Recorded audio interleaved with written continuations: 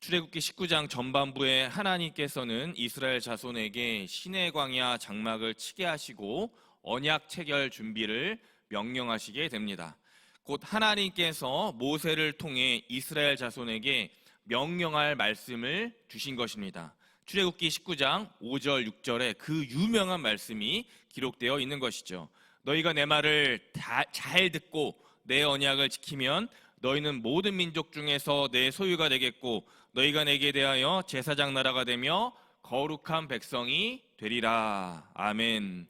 이 출애굽기 19장 5절 6절 말씀을 제가 신대원 시험 준비할 때 정말 간절하게 매일같이 외웠던 암송 구절이었던 것이 생각이 다시 한번 나게 됩니다. 이스라엘이 지킬 필수 조건이 되는 것이죠. 너희가 내 말을 잘 듣고 내 언약을 지킬 때 너희는 하나님의 참 소유가 된다. 제사장 나라가 되며 거룩한 언약 하나님 나라 백성이 되는 것이다 라고 19장 5절 6절에서 하나님께서 말씀하시게 되는 것이죠. 그러면 그 언약, 약속이 무엇입니까? 출애굽기 20장에 나오게 되는 십계명 언약의 말씀이 되는 것이죠. 그런데 이 십계명 언약 전에 오늘 출애굽기 19장에 반드시 꼭 지켜야 될 과정이 있는 것이죠. 성결하라, 정결하라, 이 말씀인 것입니다. 출애굽기 19장 10절입니다.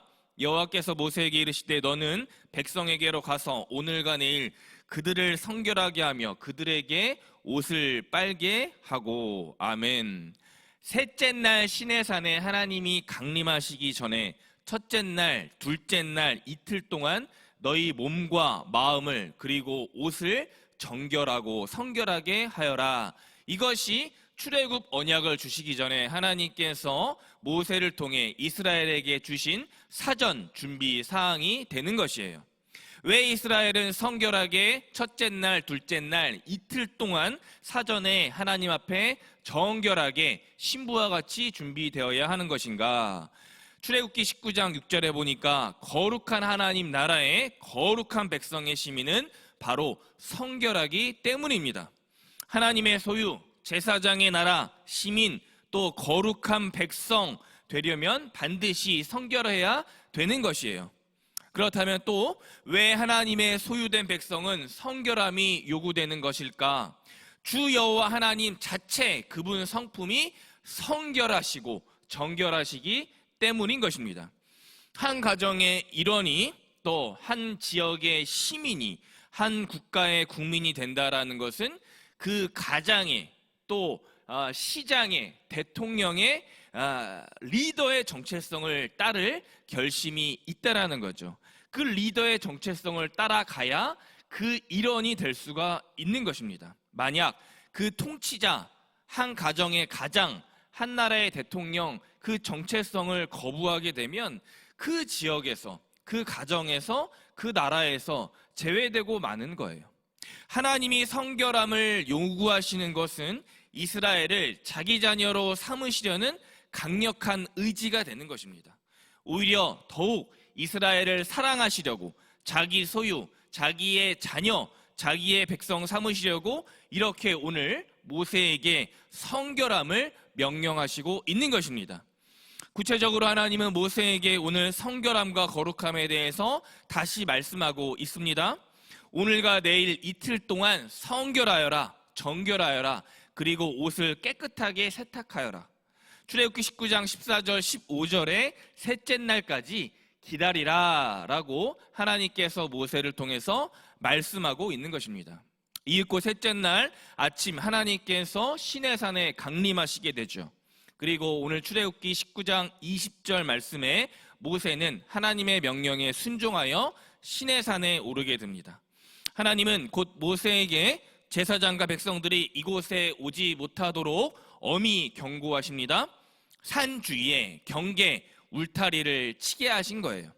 이 경계를 세워라, 울타리를 쳐라 라는 말씀은 출애굽기 19장 12절과 그리고 후반 23절 이 두 번에 걸쳐서 명령하고 계십니다.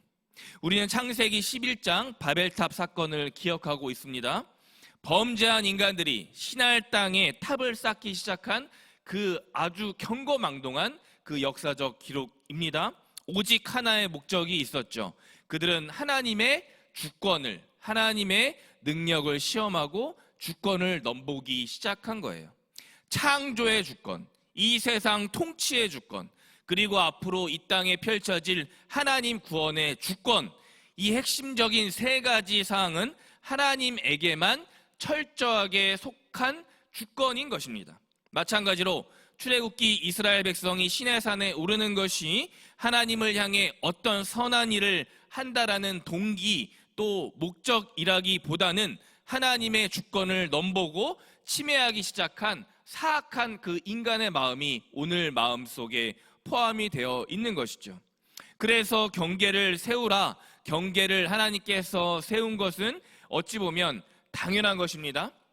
거룩한 하나님은 백성들에게, 하나님의 나라 백성들에게, 이스라엘 백성들에게 거룩할 것을 명령하셨지만 이스라엘 백성들은 불평과 불순종으로, 그래서 결국 죄악으로 물들어 버린 인간들이기 때문에 하나님께서 오늘 경계선을 쳐서 거룩하신 하나님이 거룩하게 예비될 그 시내산에 오늘 오시려고 하는 것이죠. 그런데 교만함이라는 녀석이, 이 교만함이라는 인간의 속성이 본래 사람의 영역에 만족하지 않고 자꾸 하나님의 영역에, 하나님의 주권에 침범하라고 귓속에 자꾸 속삭이고 있는 거예요. 타락한 성직자는 언제나 하나님의 영역에 도전하고 하나님의 영역에 침범하게 되는 것이죠. 즉 하나님께서 분명히 정해놓으신 경계가 있는데 그 경계를 무시하고 그 경계선 너머로 하나님의 주권을 넘보는 사람들이 오늘 출애굽기 19장에 나오는 이스라엘 백성들이 되는 것입니다. 생각보다 내가 썩 괜찮은 사람이라 스스로 느낄 때 경계선 가까이에 접근하려고 하는 것이죠. 조금만 상대방이 경이 보이고 만만해 보여 틈이 생기면 교만한 마음이 어느새 금세 내 마음속에 작동하고 있는 거예요. 사탄은 너도 충분히 하나님같이 될 수 있다라고 하면서 달콤한 말로, 그리고 하와에게, 아담에게 속입니다. 우리를 향해 속이게 되는 것이죠. 이 유혹에 넘어간 자들은 무모한 아주 어리석은 도전을 하나님 앞에서 하게 되는 것입니다. 그러나 하나님의 영역을 침범한 자들을 기다리고 있는 건 심판과 파멸뿐이죠. 결국 에덴 동산 밖으로 쫓겨나게 되는 결과를 얻게 되는 것입니다. 부부 사이에, 또 자녀와 부모 사이에, 또 친한 친구 사이에 이 최소한의 거리와 경계는 그래서 중요하고 필요한 것입니다. 즉 나 자신이라는 인간 한계를 인정하고 하나님의 무한한 능력을 내가 온전하게 믿기 시작할 때 바로 나와 하나님 사이에 있는 경계를 지킬 수가 있는 거예요. 하나님과 우리 사이의 이 거리감이 하나님의 하나님 되심을 드러내는 작동을 하게 되는 것입니다.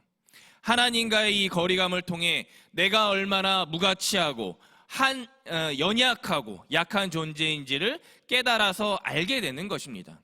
그러면 이렇게 하나님이 철저하게 경계를 정하여 우리를 접근치 못하게 하셨다면 우리는 과연 영원히 하나님과 교제를 할 수 없는 것인가?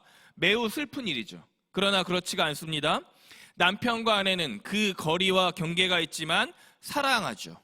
또 부모와 자녀는 거리와 경계가 있지만 친밀한 관계를 누리게 됩니다. 오히려 최소한의 기본 예절이 있기 때문에 그 관계가 건강하게 유지되는 것입니다.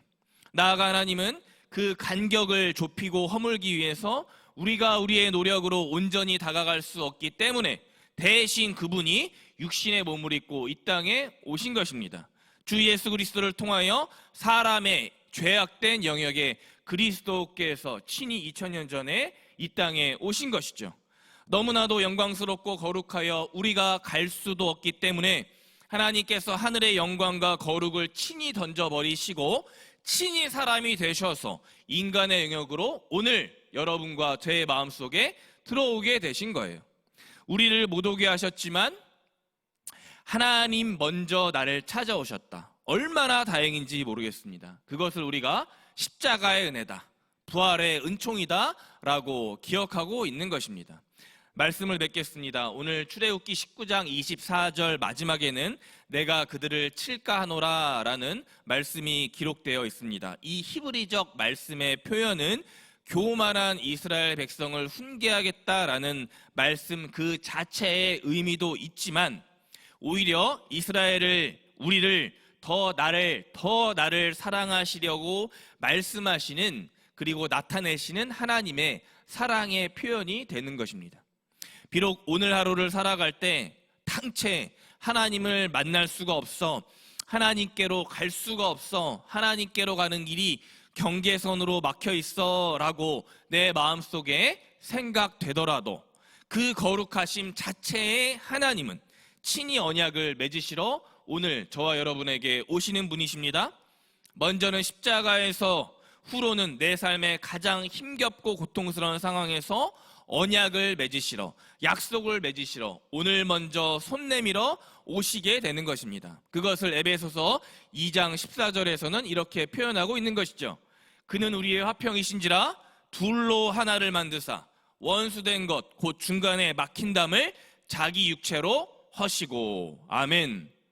또 내 교만한 마음으로 하나님에게 가려고 하기보다 오늘 하루 내 마음에 거룩하신 하나님께서 찾아오실 수 있도록 우리는 온 세상에서 들려오는 소음에 대해서, 그리고 사단 마귀가 외치는 저 거짓에 대해서 경계선을 강력하게 쳐낼 수 있어야 되는 것입니다. 그러면 거룩한 하나님 나라 시민이 되는 거예요. 그렇게 할 때 거룩하신 하나님은 저와 여러분 마음에, 그리고 우리의 현장 가운데 반드시 오시게 되는 것입니다. 그렇게 저와 여러분의 하나님의 은혜와 구원이 일어나게 되는 오늘 하루 되시기를 주님의 이름으로 간절히 축원합니다. 아멘. 기도하겠습니다. 모세가 여호와께 아뢰되 주께서 우리에게 명령하여 이르시기를 산주에 있는 경계를 세워 산을 거룩하게 하라 하셨사온즉 백성이 시내 산에 오르지 못하리이다. 아멘. 금요일 아침 생명의 말씀으로 우리들의 심령을 일깨우시니 주님 감사합니다.